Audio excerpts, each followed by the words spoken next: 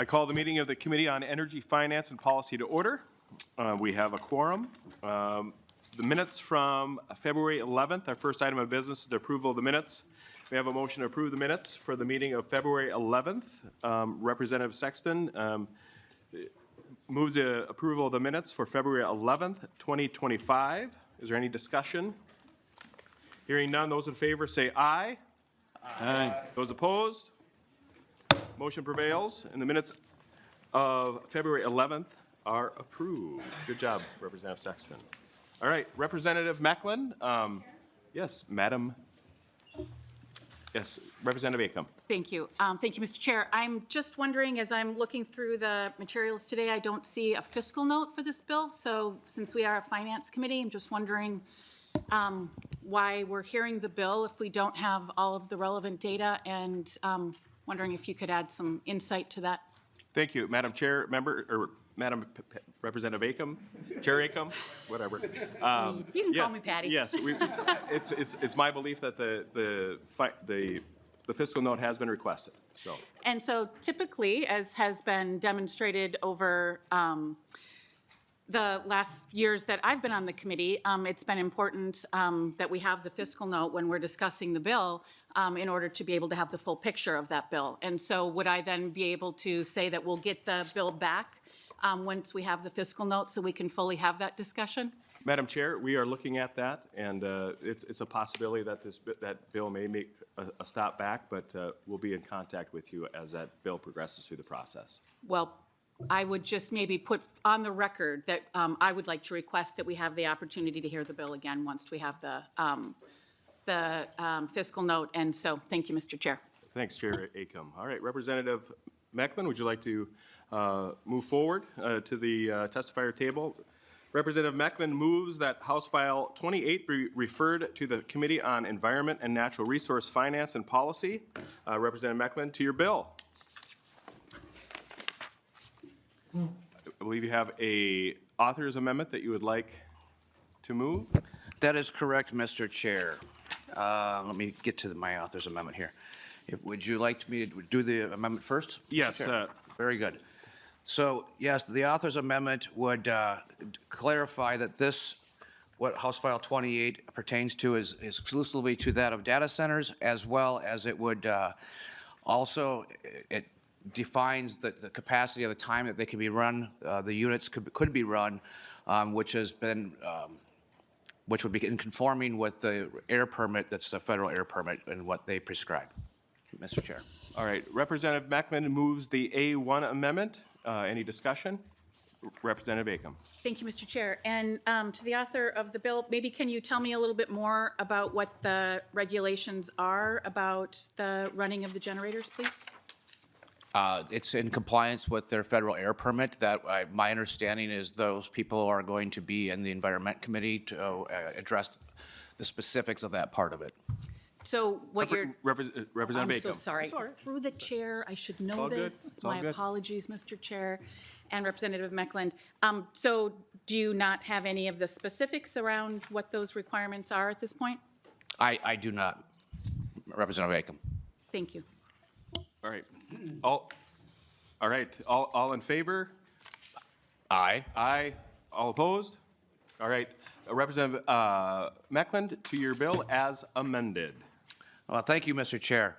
So this bill comes with blessings, actually. This is going to create an environment where we can be the host state of a tremendous amount of private capital investment in many parts of our state, as we see the push for AI data, as well as data centers as a whole. Many of our communities, especially the 8 baseload communities that hosted baseload, have been scrapping for many years, trying to figure out how to revitalize those communities when their baseload power units are decommissioned. After sitting on the EATC work group for several years, this is a big blessing for at least the community in which I represent, and probably several others. As we've heard in recent news, several of these data centers, as they're going forward, this is a tremendous amount of union jobs. In the construction arena, I'm hearing numbers well north of 5,000 jobs, and sometimes maybe even a little more than half of that just in one location for 6 to 8 years. Above and beyond that, also the permanent jobs that are going to be created by all of these data centers. And we have a great opportunity and a resource here for a significant economic boom. And we do have some testifiers here as well. I don't want to forget them. There's a whole litany of them. But the other part of this bill, it also talks about kind of taking an angle at trying to not have all this duplicit environmental study stuff and trying to keep these things moving, as this is a very fast-moving industry right now, and we certainly don't want to watch any more employment opportunities, job opportunities, economic opportunities flee to our neighboring states. So that is the gist of the bill, Mr. Chair. All right, thank you, Representative Mekeland. Are there any questions for the author of the bill? Otherwise, we'll move to testimony. Representative Aiken. Thank you, Mr. Chair. And Representative Mekeland, you talked about the number of permanent jobs. How many permanent jobs will this data center provide? Well, this bill is actually to encompass all the data centers. They're all kind of hinging on this language getting cleaned up. You know, the interesting part is we have the 50 megawatt rule, like if you're going to put power into an area to generate for the to be sold. That same little hitch kind of was discovered when it's for personal use of energy in the event it's needed for backup generation. In one case, I've now been told that it will be over 1,000 permanent jobs at one location. And Madam Chair. Mr. Chair, I caught myself that time. Oh, great. So, and at what location did you hear 1,000 permanent jobs? Representative Mekeland. Thank you, Mr. Chair. See, we're getting back in the June. You know, what I don't know that I really want to get into those specifics, to be quite honest, because they all have flexible numbers. I do know the ones, the tract properties, they're roughly in that $5 billion range. They have, gosh, a couple 200 jobs at those, and there's, I think, 5 of those scheduled right now. One is further along, the other 4 are kind of in the process. I have not heard, I'm trying to remember, there's a Microsoft project that's in Becker, and that one is a pretty significant one as well. My understanding is, maybe one of my testifiers can clarify that for me because they probably remember some of that information. I believe it's up to 28 buildings upon completion. That's supposed to be like one of these 4 to 6 year projects, so that'll be several thousand construction jobs on that site alone, which is very similar to the Amazon site right next door. So when you start adding up all this revenue that's coming in from all these and all these jobs, this is a remarkable opportunity that Minnesota has before it at this time. Representative Aiken. Thank you. I think that, as Representative Mekeland alluded to, maybe the testifiers might be able to shed some light, and so maybe we should go to testifiers if you're ready for that. Thank you, Representative Hold Aiken. off on questions. Jones?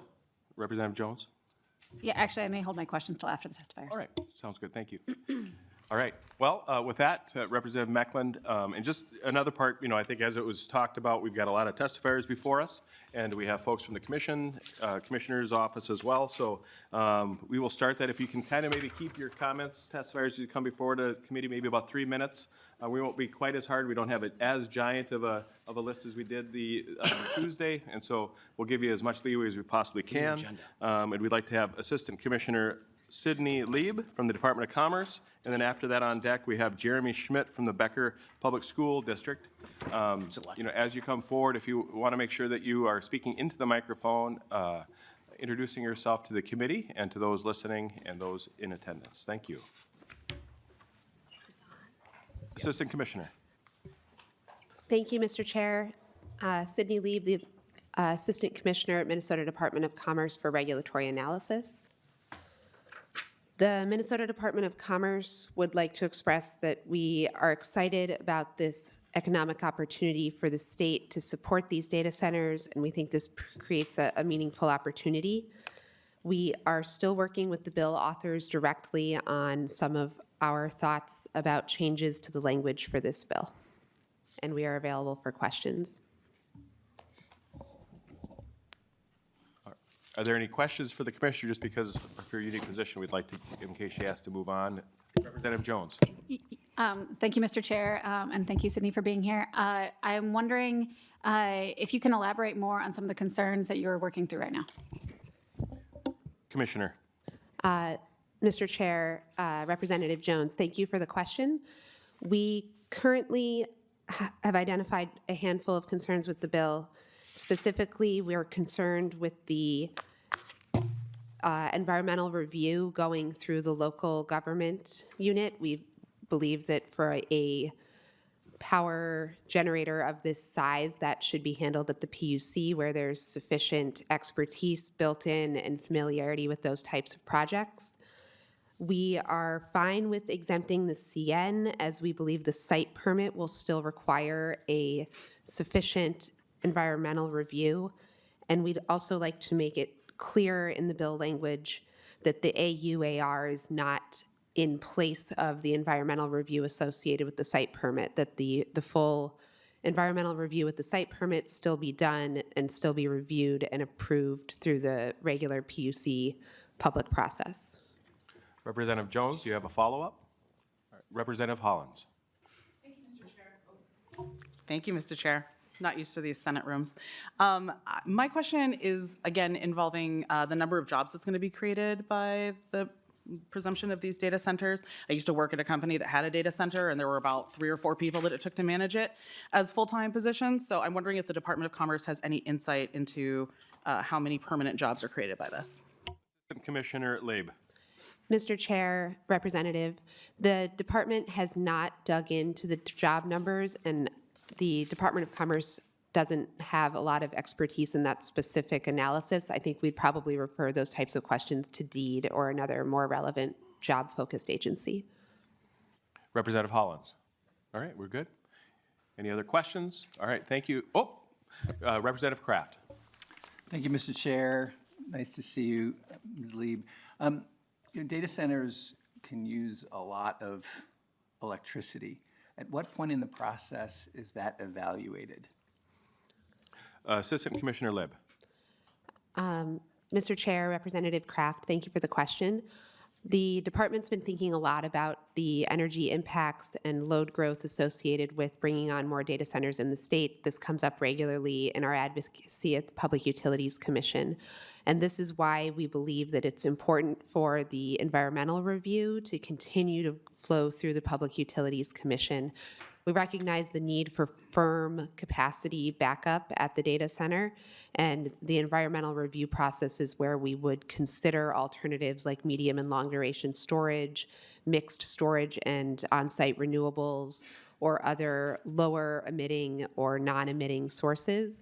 And we think that the existing environmental review process that would go through the PUC is sufficiently robust to consider those alternatives. Representative Kraft. Thank you, Mr. Chair. So, Ms. Lieb, so that means what's proposed here would get around that process that you think is necessary to make sure that that these things can be supported in a reliable way. Is that correct? Assistant Commissioner Lieb. Mr. Chair, Representative Kraft, we believe that the CN process is not necessary to have that review, because that review would still take place during the site permitting of one of these facilities. There would be an environmental review with an alternatives analysis. So we are supportive of the CN exemption proposed in the bill. Where our concerns lie are in either allowing the AUAR to replace the environmental review. We don't think that that is appropriate. And then also the concern around moving this to a local review instead of a Public Utilities Commission review for a generator of this size. The locality could still do that level of review, but given the significant impact of this size generation facility, we think that that review is better done at the Public Utilities Commission, where they have a team of staff and a public process to really do a robust review of those. Representative Kraft, you have a follow-up? One more quick one. Thank you, Mr. Chair. And Commissioner, so in the moving from the city review, is this because the impacts on the grid? I mean, I think the way I'm thinking about this is that if you have a data center going into a certain city or municipality, and they're reviewing what the impacts are in the grid with only in their area, they're going to miss stuff, right? Because the impacts of a data center can be felt pretty widely, can it not? Assistant Commissioner Lieb. Mr. Chair, Representative Kraft, as currently written and envisioned, it's our understanding that these are non-grid tied resources, so overall grid impacts would not be a consideration. We believe the Public Utilities Commission is the appropriate place to do the environmental review because they are going to be better able to look at how often these things may need to run given the overall resiliency and reliability of the grid. They'll understand what alternative power opportunities are, and I think they'll be better equipped to assess whether an alternative form of backup is appropriate. Representative Kraft. Representative Acom. Thank you, Mr. Chair. And this kind of ties into the question. And so my question is about the bill is talking about diesel generator backups. Are there other forms of backup generators, alternate forms of backup generators that would have the capacity or capability to be the backup power for a data center of this size? Assistant Commissioner Lieb. Mr. Chair, Representative Acom, we would need to see the full proposal and the environmental review to make a full assessment, to understand how long of duration power these need to be able to provide, look at the costs of alternatives and do a full analysis. And I think that's the analysis that we're recommending occur at the Public Utilities Commission. Representative Acom. Thank you, Mr. Chair. And just a brief follow-up. So are there alternative forms of generators that could, like depending on a different size or maybe taking size out of it or the size of the data center, are there alternative generators that could be used in a data center setting? Assistant Commissioner Lieb. Mr. Chair, Representative Acom, again, I think we would need to understand how many hours of runtime we're looking at running whatever the backup is. And you would also need to look at the availability of fuel, how much fuel storage needs to be there. I think there's a number of factors that would need to be considered, and the department would hope that all of those would be carefully considered, that others would bring forward alternatives in the environmental review process that we're proposing occur. Thank you. All right, Representative Acom, thank you. Representative Jones. Yeah, thank you, Mr. Chair. This has spurred a couple of, this conversation has spurred another question around so the locality, because this bill proposes that more of the review happen at the local level. And so I guess, do you think that the local level would have the right tools and capacity to be able to assess these things? Assistant Commissioner Lieb. Thank you, Mr. Chair, Representative Jones. As I stated, the department feels that the environmental review should occur at the Public Utilities Commission, not at the locality. And again, we feel that is at least partially due to the fact that the locality likely doesn't have in-house expertise and would have to contract out. Contracting out could actually slow down the process, and if the review is insufficient due to lack of technical expertise, then it potentially opens itself up to further legal challenges.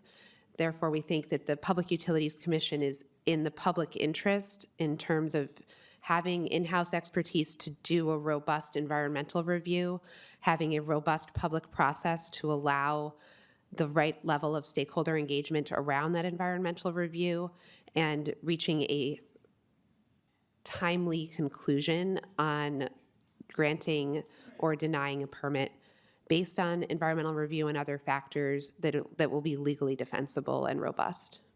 Representative Jones. Yeah. Thank you, Mr. Chair, and thank you, Ms. Lieb. Yeah, so I appreciate you talking about kind of the timeliness aspect of this, because my understanding is that the PUC is taking up this issue later in March, and so just wanting to make sure members are aware of that. Thank you. Representative Jones, is that your final comment? All right, sounds good. Thank you. Assistant Commissioner Lieb. Jeremy Schmidt from the Becker Public School District, if you'd come forward, state your name and introduce yourself for the record.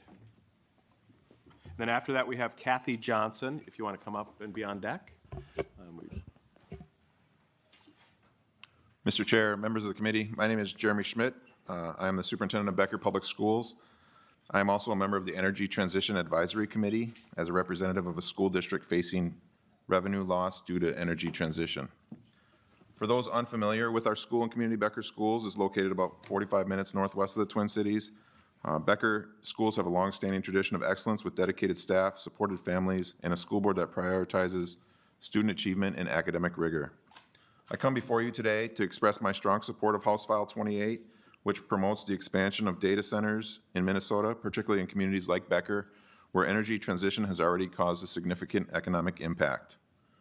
As many of you know, Sherburne County coal power plants have been vital to our local economy. With their closure or planned decommissioning, our school district and community face substantial economic challenges, including a decline in tax revenue and a reduction in job opportunities. Our school district stands to lose a significant portion of its tax base, about 40% or the equivalent of around $5 million out of our $12 million levy once Sherco units go offline. This loss directly affects our ability to maintain class sizes, support services, and educational programs that our students and families rely on. House File 28 presents a critical opportunity to address those economic shortfalls by attracting large-scale data centers to Becker. These data centers can help offset the tax revenue losses from Sherco's closure, provide new jobs that will support our local workforce and replace jobs lost due to Sherco's closure, and encourage further infrastructure investment in Becker and surrounding areas. Why Becker is ideal for a data center? Well, it has some key advantages that make it a strong candidate for these data centers. One is infrastructure. Becker is already home to high-voltage transmission lines and substations, making it an attractive site for high-energy demand industries. Our community also has a strong workforce, and Becker's proximity to the Twin Cities metro area make it a strategic location for these types of investments. Data centers have the potential to bring upwards of $60 billion in investments to Minnesota. Communities like Becker can benefit from these through job creations of skilled technical jobs in IT and maintenance, as well as construction jobs during the build-out. A new commercial tax base can also support schools and city services. Minnesota is already attracting interest from major tech companies. Amazon, Microsoft, and Meta have either announced or are considering multi-billion-dollar data centers in locations such as Becker. However, these companies are also weighing options in other states with competitive incentives. Currently, Minnesota's incentives for data centers help attract these investments, but we need to ensure a long-term commitment and maintain our competitiveness. We need to continue to position ourselves as leaders in data center development, reaping the rewards of economic growth and new energy infrastructure investments. And we can do this with House File 28. House File 28 represents a forward-thinking solution to help our Minnesota's transition from traditional energy sources while ensuring communities like Becker do not suffer from lost jobs or revenue. Investing in data centers is not just an economic opportunity, it's a necessity for sustaining communities affected by energy transition. As superintendent, my priority is to ensure our students have the resources they need to succeed. This bill will help Becker continue providing educational opportunities for our families and stabilize our local economy as we move toward a new energy future. Thank you. Thank you, Mr. Schmidt. We'd like to maybe hold off on questions to the end for the rest of the testifiers, if that would be okay, Representative Acom? All right, thank you, Representative Acom. Yes, we'll keep you on a list. Ms. Johnson, if you'd like to introduce yourself, and if Mo Fashami would like to come on deck, I think I maybe did okay with that. Thank you, Mr. Chair and members, for giving me the opportunity to testify. I'm Kathy Johnson. I'm president of the Coalition for Responsible Data Center Development. Our coalition is not opposed to data centers, but we realize that hyperscale data centers are coming into Minnesota with a gravitational pull and are not currently regulated. The goal of our coalition is education and advocacy so that data centers can be responsibly brought to Minnesota, which is in the infancy of its data center experience, and avoid some of the pitfalls of communities and other states which are in a more mature data center market. I oppose HF 28, which would allow local governing units to issue permits to construct emergency backup generators. The bill would essentially avoid forms of environmental review by exempting generators from even the limited environmental review process that was passed last year. Lack of an environmental red flag ensures that developers and end users can bypass the PUC at a time when the PUC's authority should be enhanced, not bypassed. Limiting environmental review of diesel generators and allowing permitting by generators by LGUs would allow the same local units of government that are agreeing to non-disclosure agreements to also control this decision. That's bad for anyone who lives near one of these facilities, but it's also bad for neighboring communities and the region at large. Promises of tax revenues made by developers and other end users result in an obvious bias in deciding whether or not to permit a project. The current zoning regulations are not commensurate with the actual impact of these heavy industrial projects. Hyperscale data centers are heavy industrial projects and do not belong in residential communities, where compliance with noise statutes and other environmental regulations would be dubious and frankly not enforceable after the fact. The Pollution Control Agency has noise standards and rules that would regulate backup generators. How would compliance be regulated? The EPA states that they rely upon the local governing units to deal with compliance of the regulations, but the LGU is the same body that you're proposing to allow those permits in the first place.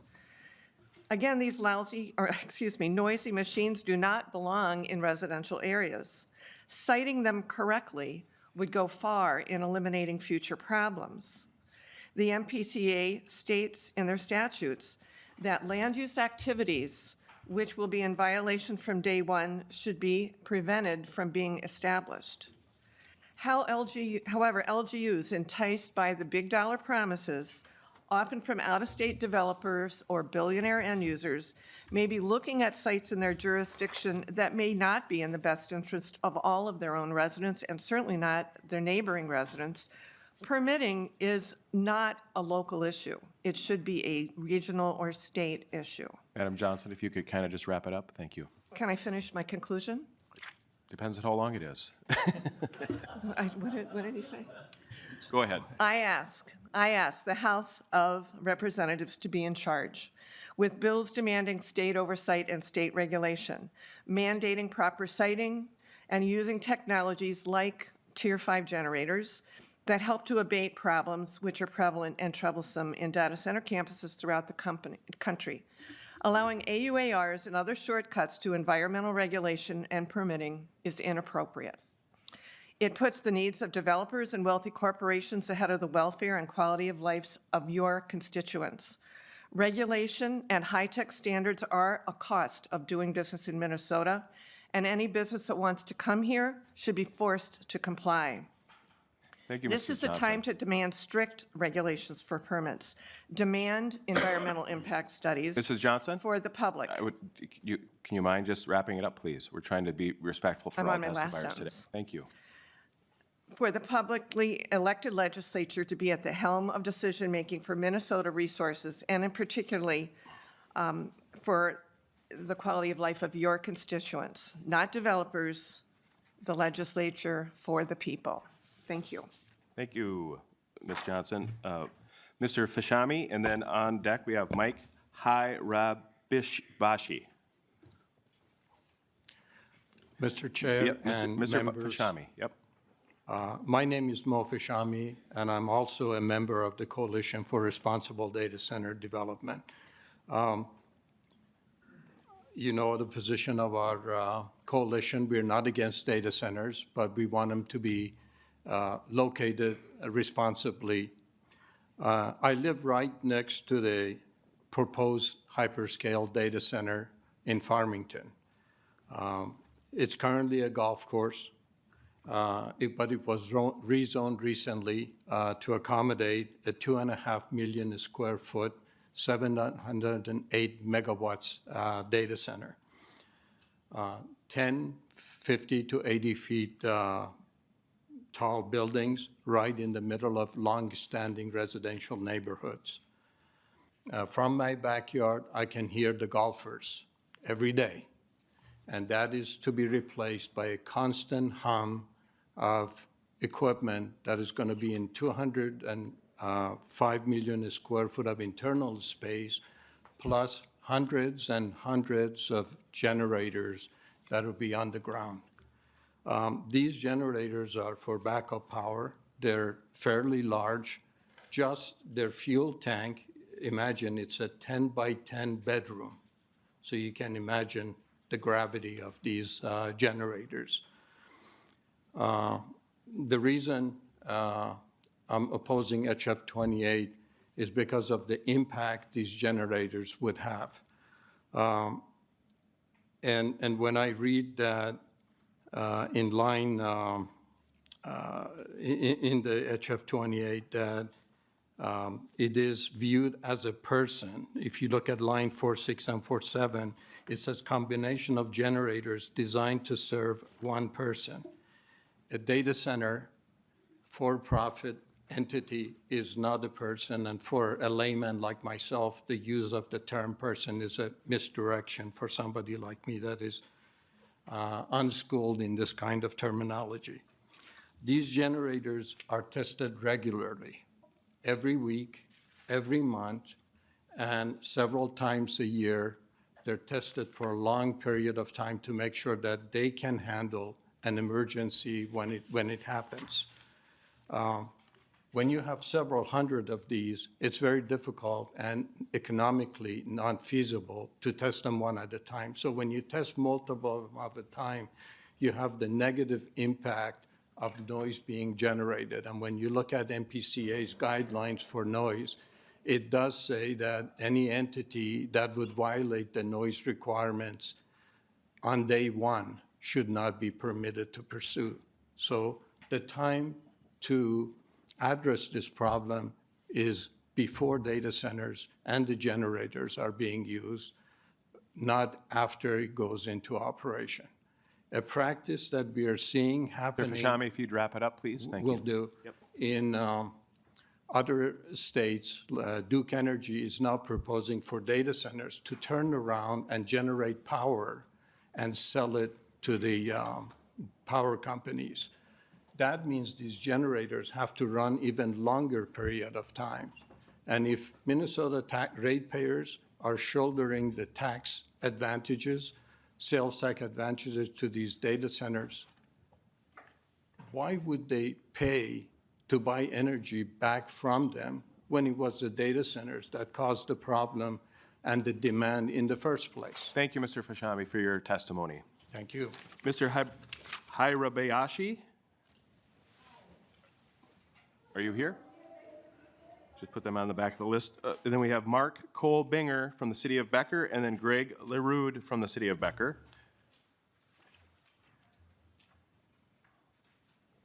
Are you guys here? If you want to introduce yourself to the committee for the record, and if you could try to keep it close to 3 minutes, that would be appreciated. Thank you. And if you guys are together, if you want to together, that's fine. If you're both from the city of the Becker, if that would be beneficial to you, feel free. All right. Thank you, Mr. Gentlemen. Chair, committee members.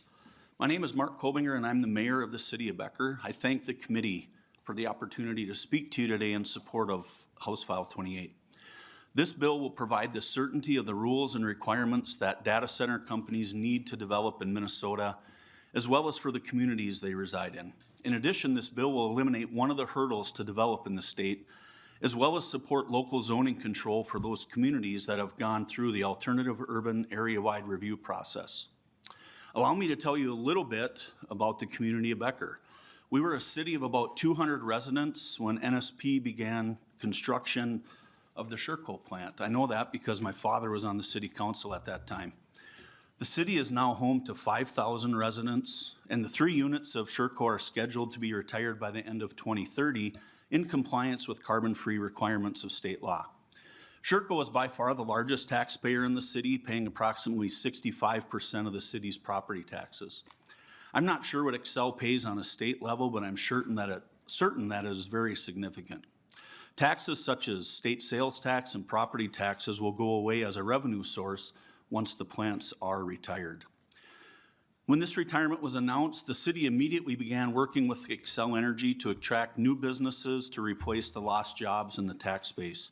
Data centers became central to Xcel Energy and the city's effort. As part of these efforts, the city developed an AUAR plan. Our city administrator will go into greater detail about the AUAR in his testimony, but to require businesses to redo requirements for development that have already been completed seems to me to be patently unfair and will jeopardize development throughout Minnesota. Data centers provide an absolutely necessary service for daily life. I saw many people walk into this room on their phones. And like all types of businesses, they prudently plan to address any business interruption. In this case, standby generation is necessary to provide business continuity for when the normal power grid fails. I don't see the sense to obligate a business to meet the same requirements of a power plant that produces and sells power every day of the year, when data centers will only produce power for themselves and less than 1.5% or 100 hours of the time as a power plant. This bill has statewide implications. Interest in data center location in Minnesota is increasing, and this bill is extremely important to provide the businesses and the cities where they will be located the certainty of the rules that apply to these projects. This bill proposes to provide clarity to those projects.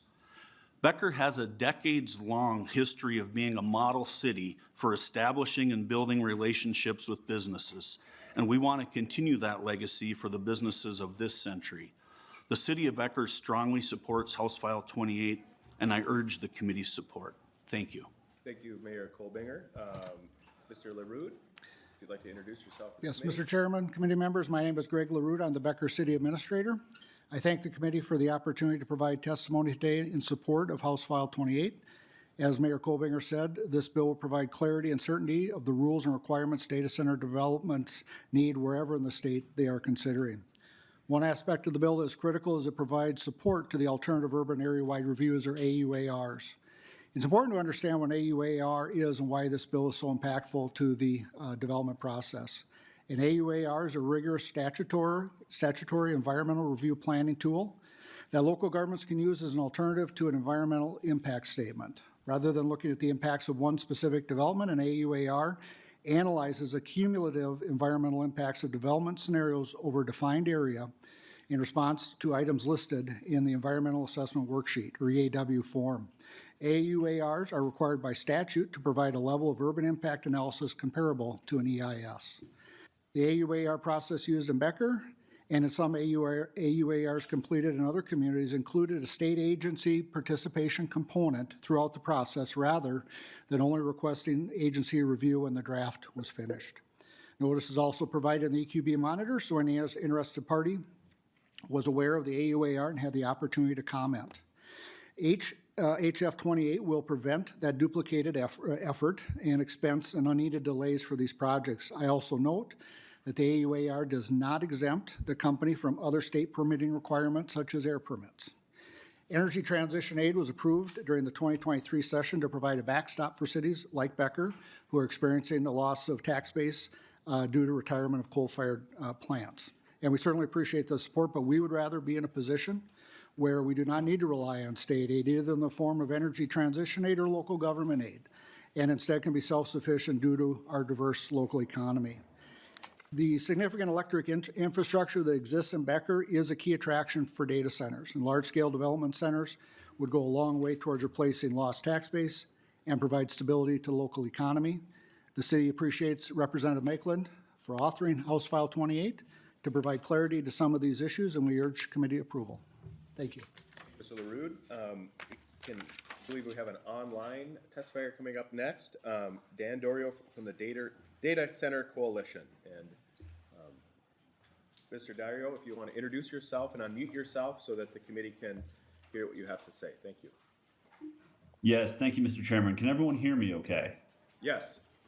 Excellent. Thank you very much. Thank you, Mr. Chairman and members of the committee. My name is Dan DiOrio, and I'm Senior Director of State Policy for the Data Center Coalition.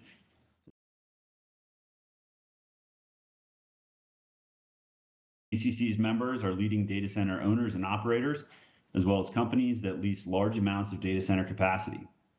DCC's member companies provide the digital infrastructure that enables the applications, capabilities, and services that support the modern economy, including cloud computing and artificial intelligence, as well as support the United States' global competitiveness and national security. Importantly, digital infrastructure supports and facilitates essential services such as emergency services and first responders, hospitals, government services, financial transactions, and cybersecurity. Due to the essential nature of their operations, data centers must ensure their ability to maintain uninterrupted operations and provide essential connectivity and data flow to their customers and to the many end users who rely on uninterrupted access to data and underlying applications. Some reliability risks, including sudden utility power outages due to storms, natural disasters, and other causes, are inherently outside data center companies' control. Data centers need to remain operational during emergencies to ensure that access to essential data and services continues uninterrupted for clients and users in the general population. To do that, data center DCC members maintain backup generation capable of supporting 100% of their operational load at their facilities. These generators are highly regulated at the federal and state levels, and sometimes at the local levels as well.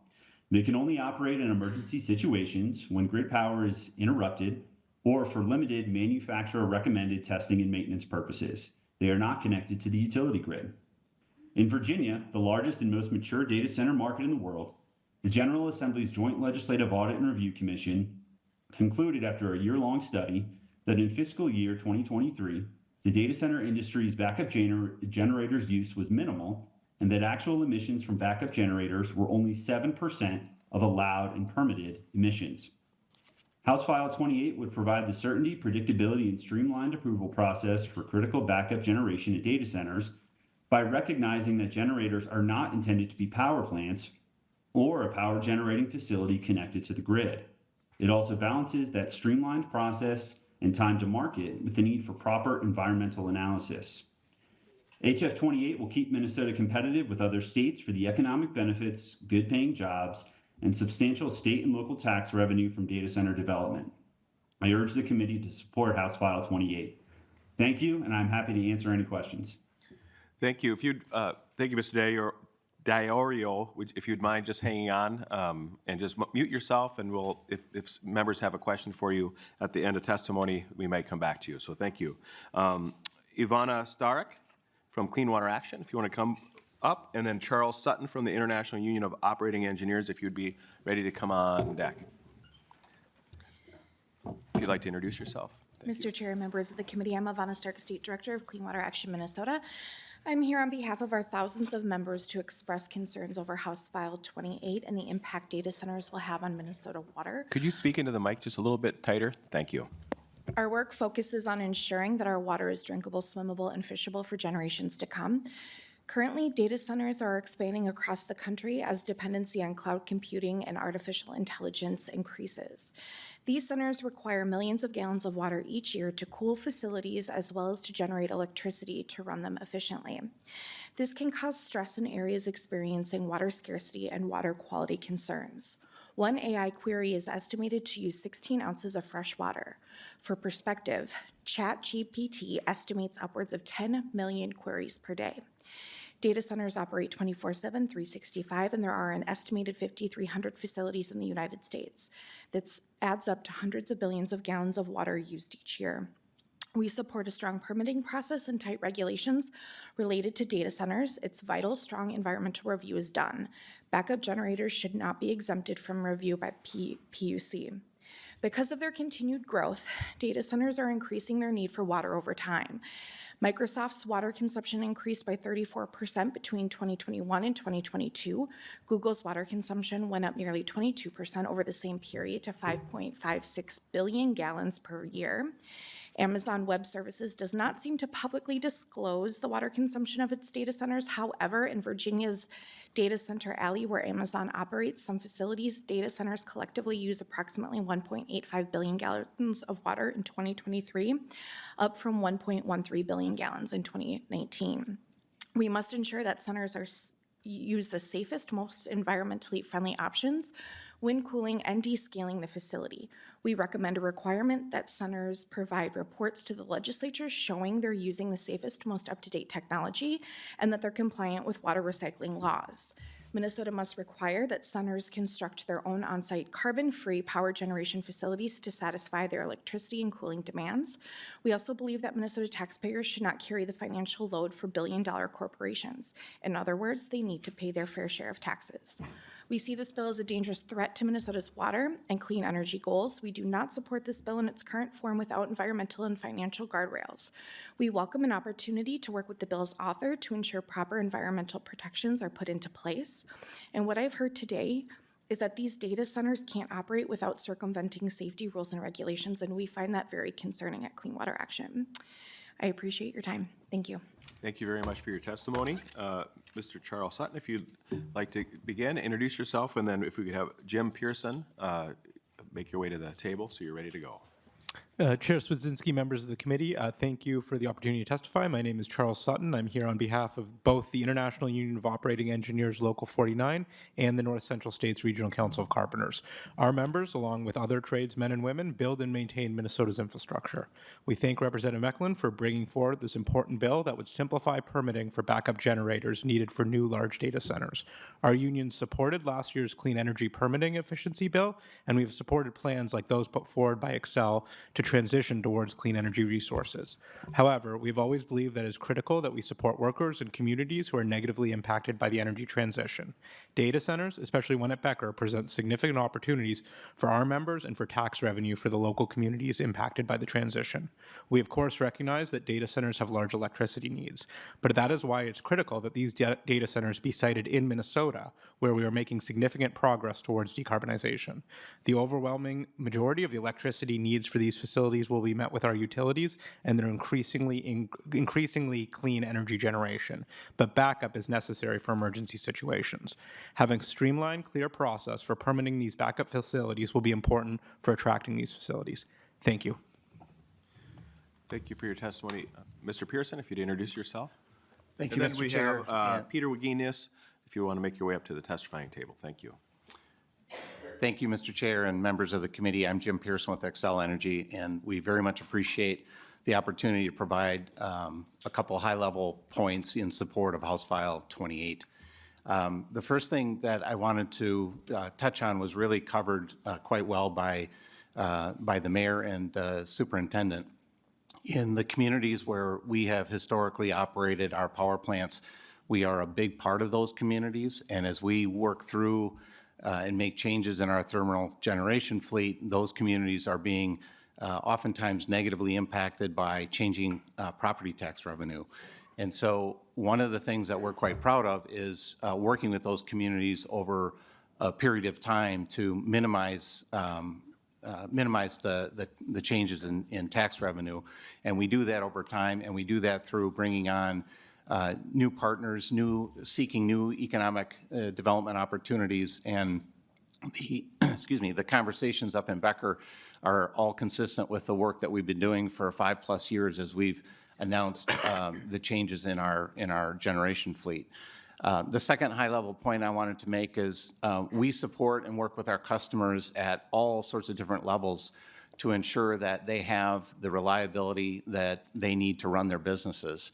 And so we take tremendous pride in, of course, the service and the reliability that we offer our customers, but things do happen. And so working with our customers to find the appropriate backup generation when that's necessary is a pretty common practice. So many of our large hospitals have backup generation. We have all sorts of customers who have different needs, and we work with them on a case-by-case basis to help them with that. We obviously have backup generation at some of our power plants, in particular our nuclear facilities too. So it is a very important component, and it is a pretty routine and normal part of our work with our customers to make sure that they have the needs that they meet. So wanted to share that as well and provide some perspective. Also wanted to thank Representative Mekeland for offering the amendment. We feel that makes the bill better. And we're also committed to conversations as the bill moves forward that will be aimed at, again, making improvements to the bill. So thank you, Mr. Chair. Thank you for your testimony. Mr. Wagenius, and then Sarah Moridian. will be on deck on Zoom, so. Mr. Wigenius. Thank you, Mr. Chair. I'm Peter Wigenius, Legislative Director at Sierra Club. Just 2 days ago, this committee discussed letting the free market drive our future versus policies to speed the clean energy transition. So it's worth noting that data centers are not coming here because of the free market. They are coming here because of massive taxpayer subsidies. The data center tax credit is an automatic, uncapped corporate giveaway that has already cost Minnesota taxpayers over $350 million. Originally estimated at just $5 million a year when passed, the program has ballooned to over $110 million a year. And as the centers proliferate, this will skyrocket unless the legislature acts. And who are we subsidizing? Not Minnesotans struggling to afford their lives, but some of the wealthiest corporations in the world: Amazon, Google, Microsoft. Oligarchs with invitations to inaugurations. They enjoy exemptions from sales taxes not available to local Minnesota businesses. As our state faces a structural budget deficit, incentivizing more data centers is fiscally reckless. What services will be cut to perpetuate handing out more blank checks? But these facilities are not just subsidy hogs impacting our state budget and energy hogs impacting our grid. They are also water hogs, causing both water pollution and water depletion. A recent report from Berkeley Labs estimates that by 2028, hyperscale data centers will consume between 15 and 31 billion gallons of water annually. These data centers provide minimal long-term economic benefit, employing few people on site after construction compared to manufacturing, which provides ongoing employment. This is on a jobs per dollar basis, a huge waste of money. The legislature really needs to develop comprehensive legislation to protect Minnesotans from multiple risks from data centers. This bill goes in the opposite direction. In addition to giving them our money, we could give them our water as well. Please visit peoplenotpolluters.com, a project of 19 environmental organizations, before assuming anyone can rely on this administration to protect us from corporate polluters. peoplenotpolluters.com documents 12 examples, stark examples of polluter capture of state agencies. We should be holding hearings on that. The legislature should be holding the executive accountable. Sadly, more examples are coming. The theme of these bills is clear. Whatever big corporations want, big corporations get. Ask them no questions. Don't protect Minnesotans. Just open the checkbook. Please oppose this bill. Please hold hearings on polluter capture. Please take a comprehensive look at data centers and all of what is needed to protect us from their impacts. Thank you, Mr. Chair. Thank you. Sarah Meridian from CURE, if you want to introduce yourself, I believe you're on Zoom. I am. Can you hear me okay? Yes, thank you. Excellent. Thank you, Chair Swedinsky. Committee members, my name is Sarah Meridian, and I'm the Government Relations and Policy Director for CURE, which is a rurally based nonprofit organization dedicated to protecting and restoring resilient towns and landscapes by harnessing the power of the people who care about them. I appreciate the opportunity to testify in opposition to House File 28 today. Less than 2 months ago, Amazon Data Services asked the Public Utilities Commission for expedited review of its request for an exemption to the typical certificate of need process required under Minnesota law. ADS hopes to build a hyperscale data center in Becker, as we've heard already, and wants to have emergency backup generation available in the event that Xcel is unable to provide power. According to their filing, ADS would build approximately 250 generators operating on diesel fuel for a combined capacity of up to 600 megawatts, which is approximately the amount of electricity generated at the Monticello nuclear plant. Groups, including CURE and the Minnesota Center for Environmental Advocacy, and importantly, the Department of Commerce and the Office of the Attorney General, submitted comments to the Public Utilities Commission stating their positions that a certificate of need is required in this instance. House File 28 would appear to end run the ongoing discussions before the PUC. This bill would attempt to exempt any internal combustion engines used for emergency backup generation with a combined capacity greater than 50 megawatts from certificate of need proceedings. It would also allow for limited environmental review and expedited permitting under the standard or local review processes. I'd also like to note that even under the federal parameters for emergency backup generation, facilities are allowed to operate in non-emergency situations. This bill would allow anyone, anywhere in Minnesota to construct and operate a fossil fuel generation facility of a size that we normally permit as a power plant, all without having to prove that the generation is needed, thoroughly evaluate its environmental and human health impacts, or establish that the same goal cannot be met through less harmful means. This bill also proposes to create a loophole in our bedrock environmental protections that would allow businesses to utilize the Alternative Urban Area-Wide Review, or AUAR, process to circumvent typical environmental review. AUARs are intended to allow local governments to analyze different development scenarios, as we've already heard, but they're not for to analyze the impacts of specific projects. Indeed, the AUAR that Becker completed prior to the ADS facility proposal mentions data centers but has no detailed assessment of the environmental impacts expected from a facility of that scope. AUARs were certainly not intended for the use of private companies to avoid compliance with Minnesota law. As the AI and hyperscaler sector surges forward, we would ask that committee members consider the implications of allowing some of the most powerful and wealthy companies to try and place themselves above the law. Thank you. Thank you for your testimony. Mike Habarashi, did you make it back in? We had you on the list. I don't want to skip over you before we go to public testimony. Are you here? No? Okay. If you do show up, shake your hand. Representative Mekeland. Thank you, Mr. Chair. I believe Joel Johnson is here to testify as well. Yes, we were getting to that point. Okay. Yep. We'd like to open up testimony to anyone in the public that may like to come. Joel Johnson, it sounds like you would like to. If you'd come introduce yourself to the committee and share your testimony. Thank you.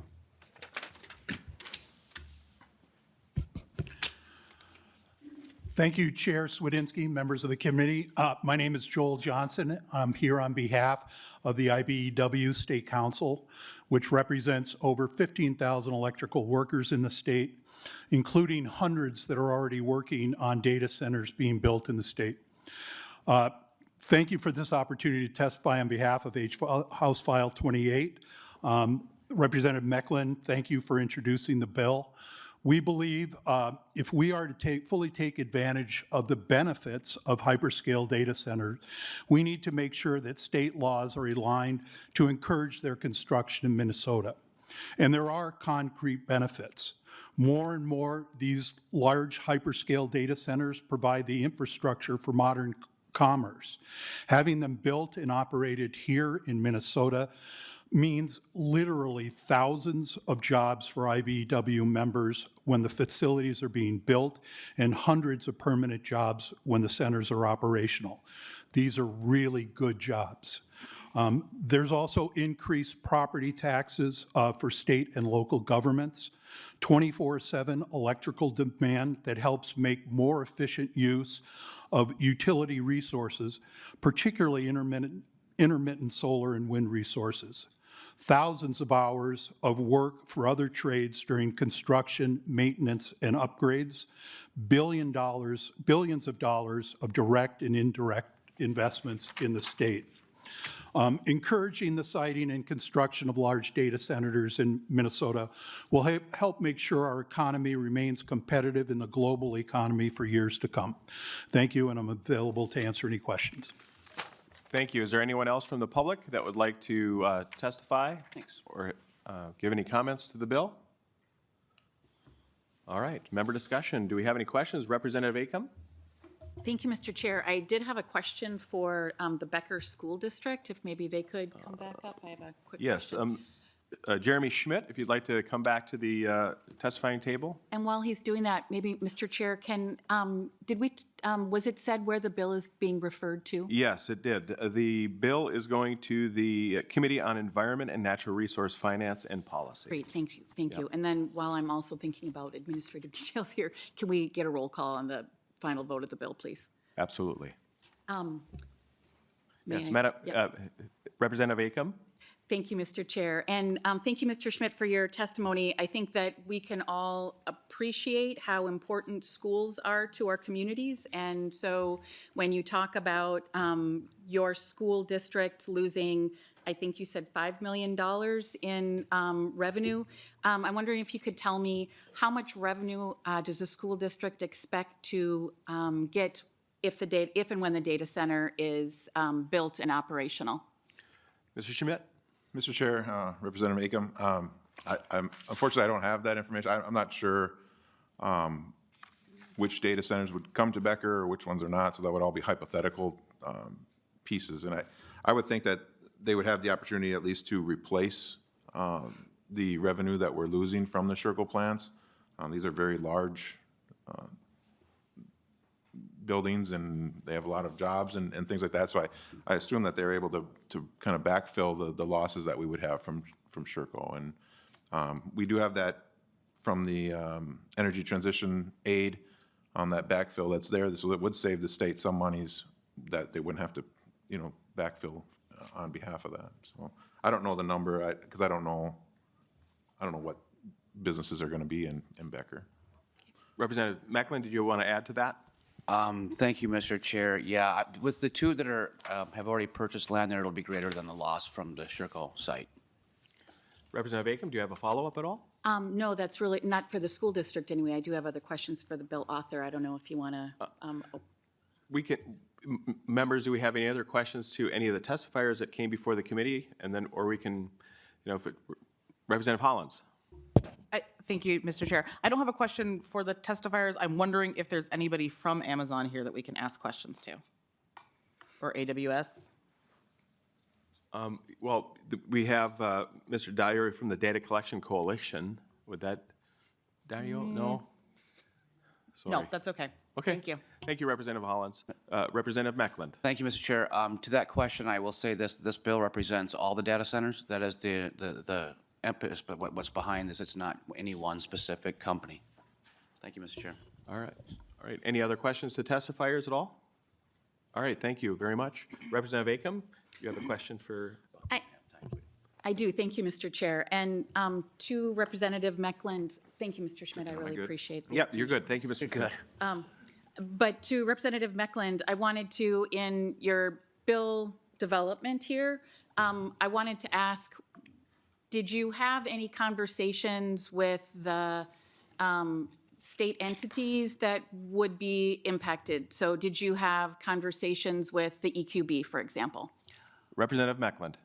Thank you, Mr. Chair. We've had multiple conversations with many stakeholders, and many different people have had them with other parts. It's been a kind of a collection of many of us bringing all this information together. I think it was when this started, was about this time last year when the initial investments were being secured, the property. There's been numerous conversations ongoing for years with Excel and other stakeholders trying to backfill these and what that would look like as we clean up. And ironically, we have this amazingly large solar project in Becker, so I'm not really that concerned about the power because I'm sure we have plenty. We're at like 700 megawatts now, and it's only about a third of what's yet to come. Representative Acom. Thank you, Mr. Chair. And so the question was about the Environmental Quality Board. Had you had any meetings with the Environmental Quality Board, Representative Mekeland? Thank you, Representative. Mekeland. Oh, I'm sorry, Mr. Chair. Representative Acom, I believe some of the stakeholders have been engaged in conversation with them. I have not directly, no. Representative Acom. Thank you. As the bill author, I wanted to maybe make sure that there was an understanding of the differences between an environmental impact statement versus the ORA. And so I wanted to see if you wanted to better understand your position as the bill author to choose that, that path.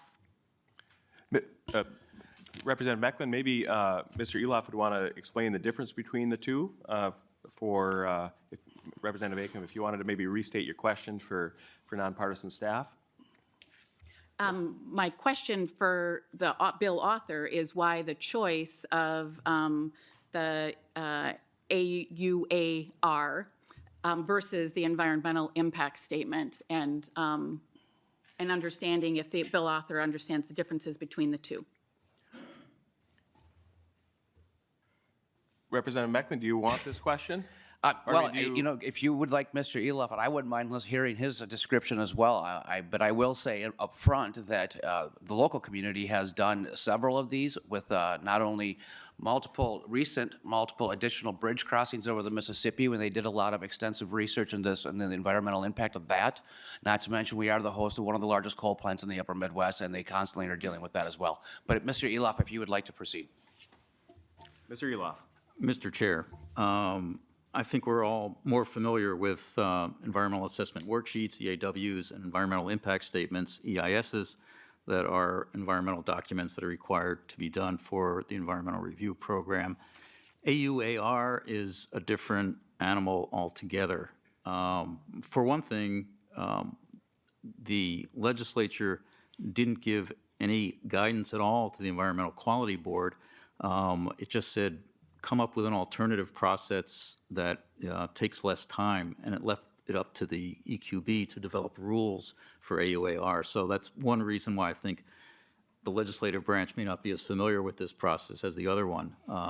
And my understanding is, at least over the last couple of years, maybe 6 to 7 of these AUAR reports are done every year, a much smaller number than the number of environmental assessment worksheets. My understanding of this, and I haven't looked at very many of them, is that it's a different kind of an animal. They're used by cities specifically, and it also has to be cities that have a comprehensive plan that meets certain criteria that are specified in the rules, that are looking to develop what is now undeveloped land, hundreds and potentially thousands of acres. In fact, the AUAR for Becker, I think, lists about 2,200 acres that is being examined in that document. And the content seems to be along the lines of how much residential development, number of units, and where in the parcels that may happen, how much light industrial, et cetera, et cetera.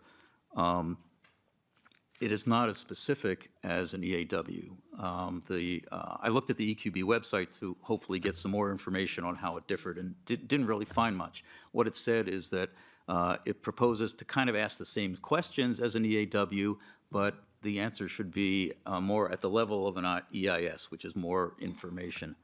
I think it's important. I looked specifically at Becker's AUAR, which, as I understand it, was completed in January of 2023,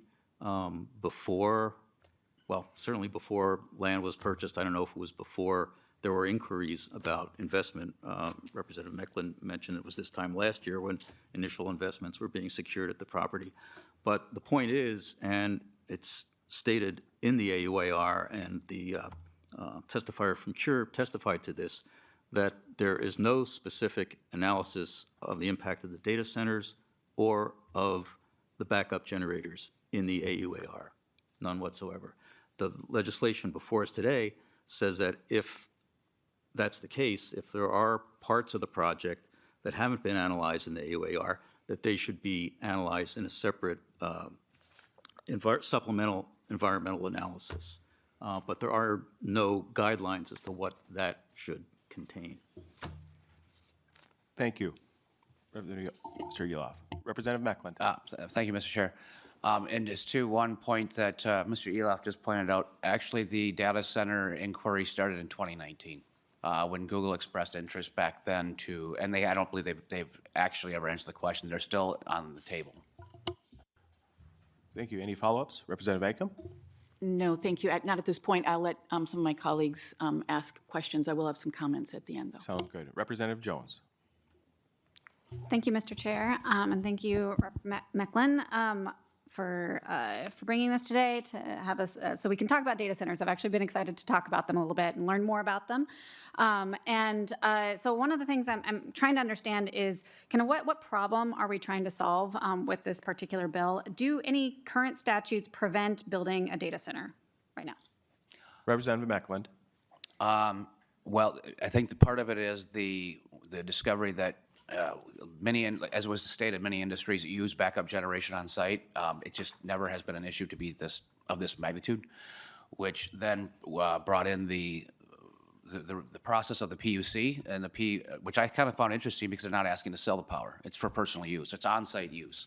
It is not to be sold to the general public, which is what the Public Utilities Commission is there for, in part anyway. So that was one part of it in the process thereof. And obviously with the intense move globally to build all these data centers and then now swift movement with AI. And so that seems to be a very competitive market that's shifting awfully quickly right now. And due to the transitioning market of Becker, it has made it apparently a pretty attractive facility due to the interconnect that's just positioned there and the access to the cooling and infrastructure that's already in the area. Representative Jones, you have a follow-up at all? Yes, thank you for that. I'm also curious, so, given these hyperscalers, I think a lot of us are kind of struggling to understand like the scale and scope of them. So I'm wondering if you can share with us, a number was thrown out there, this is, they would need about 600 megawatts of backup power. Can you provide some context about like what does that mean for like to some everyday people? Representative Mekeland? That means that they could either buy all these generators or they could buy Sherco 2 and start it back up. Representative Jones? Yeah, thank you. So I've been doing a little bit of math, and so they were talking about diesel generators would be kind of the fallback for this, and in order to provide 600 megawatts, and just for some context, 600 megawatts is essentially the demand for both Minneapolis and St. Paul for an entire year. And looking, for it's their demand, not for the entire year. It's just the demand that they have, which is kilowatts. And so if we were to look at that, just in the amount of gallons that would be needed for a singular hour for this facility would be about 18,000 gallons, which is a swimming pool size. And they were telling us that they might need this for, hours of a day or days on end.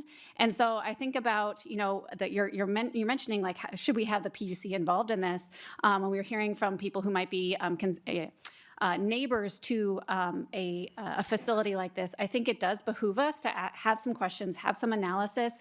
So we're taking a broader view, a public view, because I can only imagine if I were having, 1, 2, 3 swimming pool sized, I can only think of the word in German right now.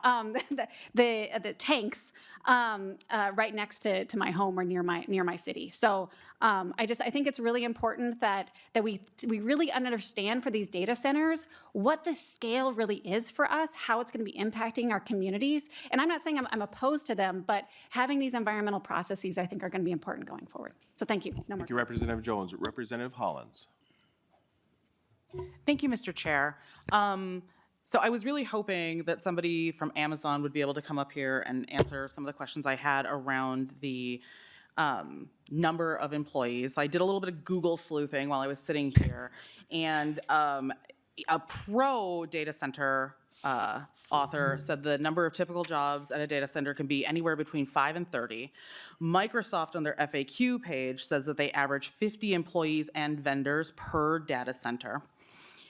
So I just want us to recognize that when we talk about long-term investments and jobs, that this isn't something, I guess I can't say. I don't know. Maybe you're going to build 30 of them. But it seems like thousands of jobs is unlikely, especially long-term jobs.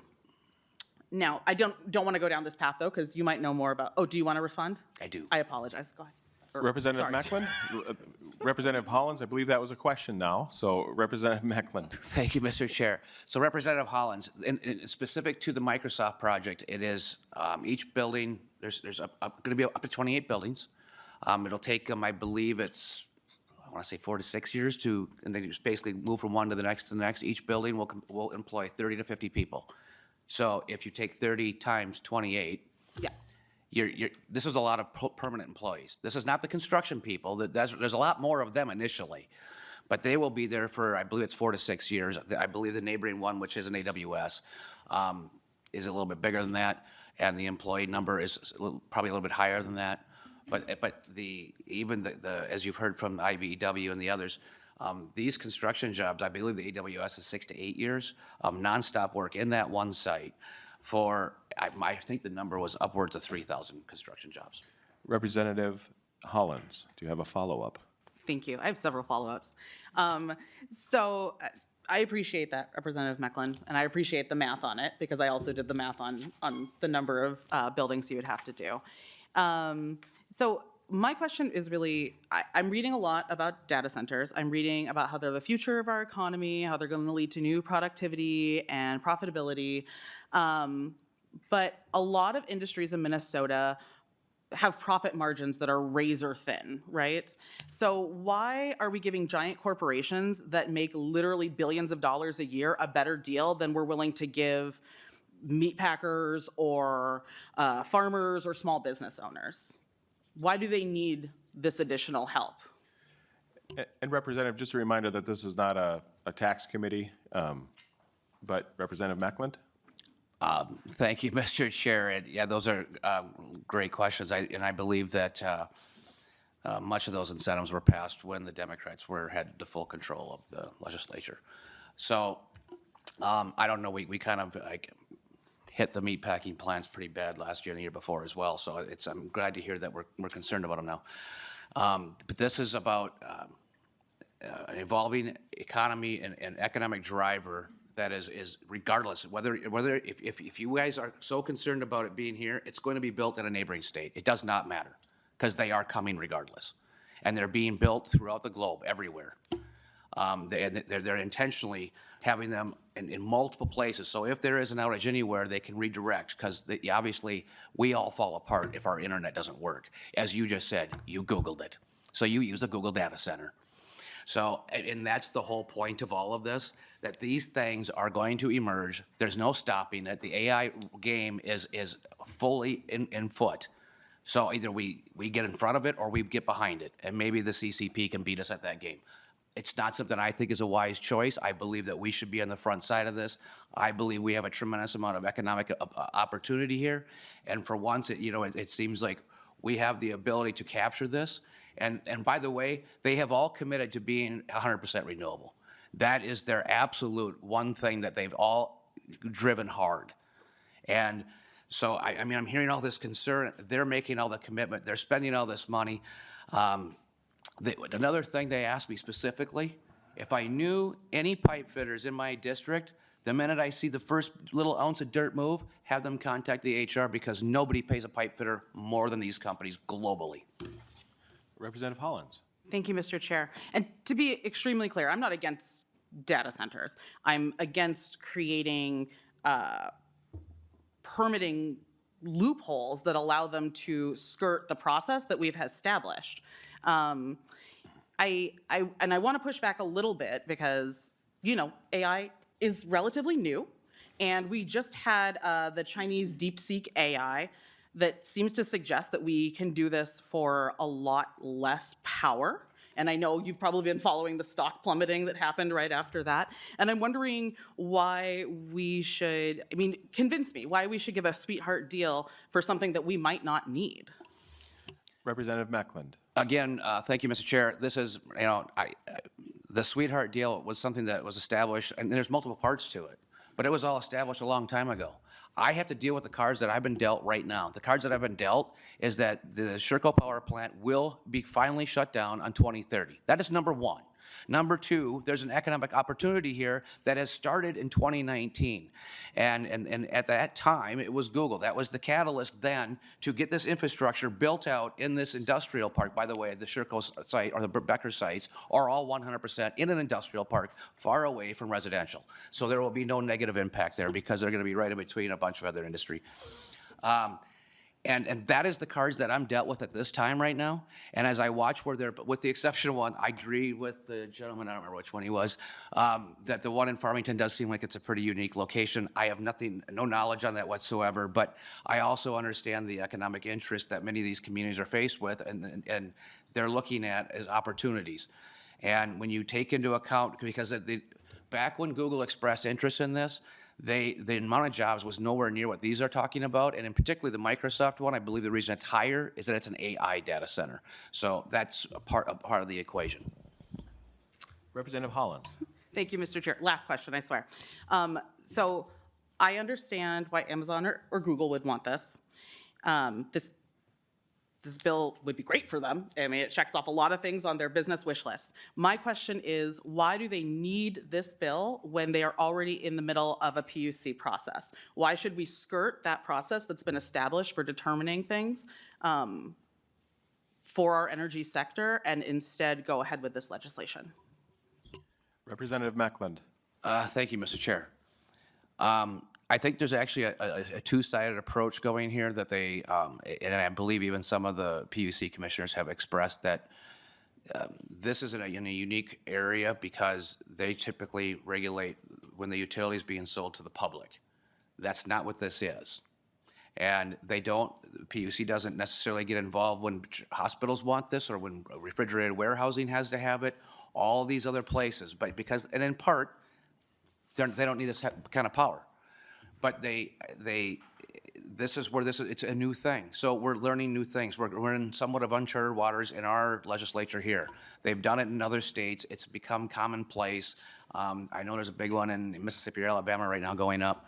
As it was mentioned, Virginia is the hub of all this. It's been going on for a long time. We're not reinventing the wheel. It's our turn to ride around on it, I guess. Representative Hollins? All right, Representative Kraft. Thank you, Mr. Chair, and Representative Mekeland.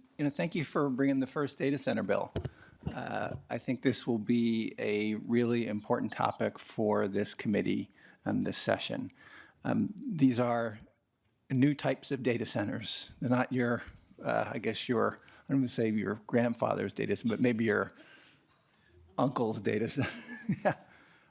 With AI and cryptocurrency, the electricity needs are just pretty dramatic. So it's worth us being careful with these things. I am interested in, I think the point about them being foundational for some economic opportunity is an important consideration. I do think with the amount of electricity needs they have, I think we have to be careful thinking about them and looking for ways of using some of the funds they may generate to create offsetting things where we can reduce demand electricity elsewhere, maybe more energy efficiency. There's other benefits for that. I will say, I looked through this and I didn't know what an AUAR was until this hearing. And it sounds like that you don't have that much visibility into the specifics of those either. I guess my question is, I did hear an expert here from the Department of Commerce, the Assistant Commissioner, who I think has a better understanding than we do, say pretty strongly that they're against this AUAR and thinks it's more appropriately decided at the PUC. And so my question is, do you disagree and why? And then the other piece of that is that my understanding is the PUC is taking up this issue on March 28th. So what's the rush here? Maybe we should table this and wait till after that hearing. That's still during session. We can get the results of that. And just a reminder to the committee, this bill is being referred to the Environment and Natural Resources Committee. And Representative Mekeland. Thank you, Mr. Chair. By chance, did the Assistant Commissioner, is she still here or did she leave? Oh, she is still here. If she could answer a quick question. Representative Mekeland, yes, we can do that if you like. Assistant Commissioner Lieb, if you'd approach the testifier's table. And just a reminder to the committee, we have 20 minutes before we need to pass this bill. So thank you. Very good. Thank you, Mr. Chair. I just have a quick question for the Assistant Commissioner. And if maybe I misunderstood or misheard. As you testified earlier, that you weren't completely against it, you just have some concerns and there's some mild tweaks, and that's what we plan on doing as we go forward to the Environmental Committee. Is that a fair assessment? Mr. Chair, Representative. Assistant Commissioner Lieb. Thank you. Sorry, I'm No, used to being at the it's Public great. Utilities Commission. You're doing fine. I have my cadence better there. I think that's a fair characterization of Department of Commerce's position, that we are supportive of creating a regulatory environment that supports the economic investment in data centers in the state. At this time, we are not comfortable with the AUAR review and the local government review of the environmental assessment. We're supportive of not requiring a certificate of need and the environmental assessment that would be part of the certificate of need, which I believe is the crux of this piece of legislation. But we would want to see changes to make sure that the AUAR does not become the primary environmental review, and that the environmental assessment that would be included as part of the site permit does go through the Public Utilities Commission review, not local government review. And I think we're happy to continue to work with the bill author and with ADS to see those changes made before the bill passes. Representative Mekeland. That's perfect. That's all I need. Thank you. Okay. All right. Representative Kraft, you have a follow-up. No, I think that validated my point. Appreciate it. All right. All right. Are there any other questions? No. Representative Anderson? Thank you, Mr. Chair. Just a quick comment, I guess. If I heard correctly, one of the earlier testifiers mentioned that the renewables could be used as a backup. Is your mic on? Thank you, Mr. Chair. One of the earlier testifiers mentioned that, if I heard correctly, that we could use renewables as backup power for a plan like this. And that's the first time I've heard that renewables, which are by their nature intermittent, would be used as dependable backup power for something that had to be there when the grid went down. And I was just using some back-of-the-napkin numbers too. If it takes an acre of solar panels to generate a megawatt, we're talking about 100 acres. And then we're about 20% or less efficient with that. So we're talking we'd need about 480 megawatts of redundant backup power to that, or hundreds more solar panels.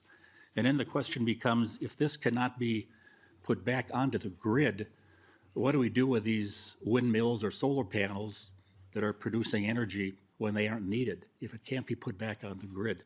So just to comment on one of the things we heard today, and again, it illustrates, I think, that the basic thing that's needed is backup power. These generators seem to be make the most sense. And I would support the bill and thank Representative Mekeland for bringing this bill forward today. Thank you, Mr. Chair.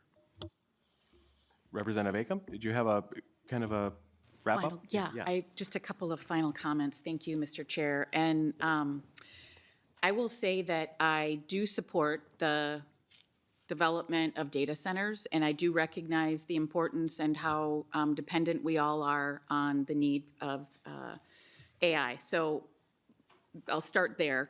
I appreciate that Representative Mekeland brought up the fact that many of these hyperscalers in particular are choosing Minnesota because of the renewable energy goals that we have. And I find it in stark contrast with the bill that we heard on Tuesday, where this committee voted to move forward a bill to delay and reduce the implementation of the 100% clean energy bill. So please see that doesn't quite balance out. Just to point that out. And I will say my concerns with the bill aren't necessarily about the backup generation. I recognize that diesel is a source that is being used. And I honestly didn't hear a testifier say that renewables could be used as backup generation. And so if I missed that, my apologies, but I didn't hear that. My concerns are more about how the environmental review is done here. I think I've heard a couple of colleagues bring up, and some testifiers bring up the fact that this issue is being brought in front of the Public Utilities Commission and for a hearing in March. And so trying to rush this through now or to subvert the experts who work in this area every day, have the expertise and the background to do the analysis, doesn't make sense to me. I think that I will say I maybe disagree a little bit with the Assistant Commissioner of Commerce in terms of the certificate of need for certificate of need exemption.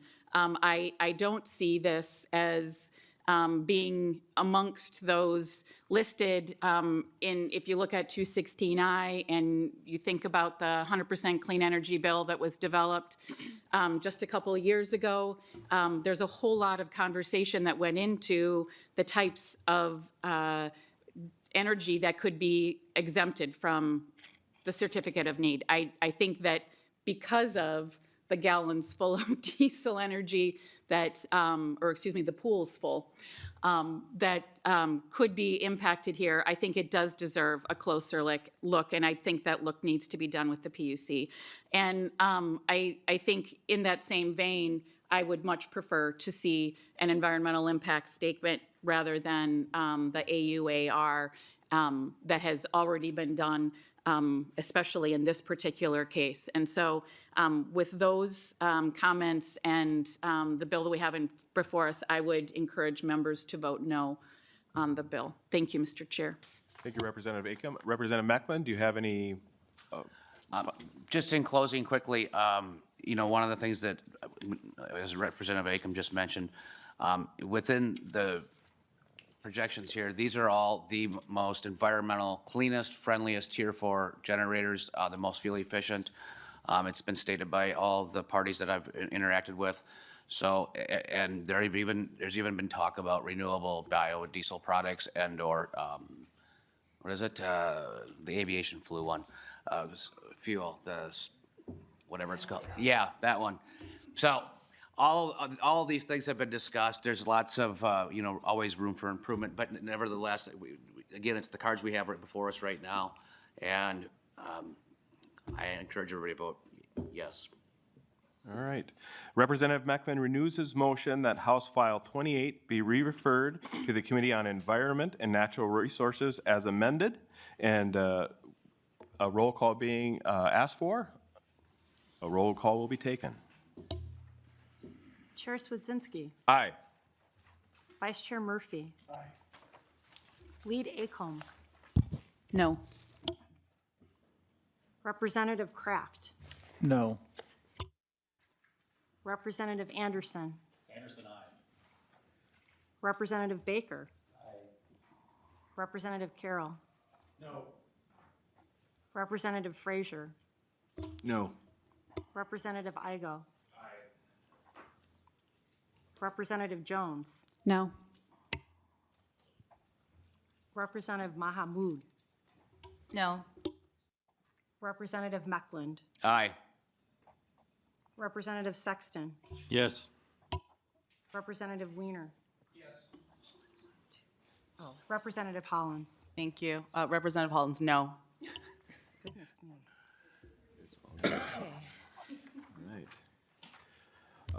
All right, there being 8 ayes and 7 nays, the motion passes, and the bill is on its way to Environmental Committee. Members, we will be meeting again on Tuesday, February 18th. We're finalizing which bills we'll be hearing on, and you'll be hearing shortly, and Representative Acom and Mr. Mozan will be reaching out to you about what we'll be taking up. We will have a hearing posted as soon as possible. This meeting is adjourned.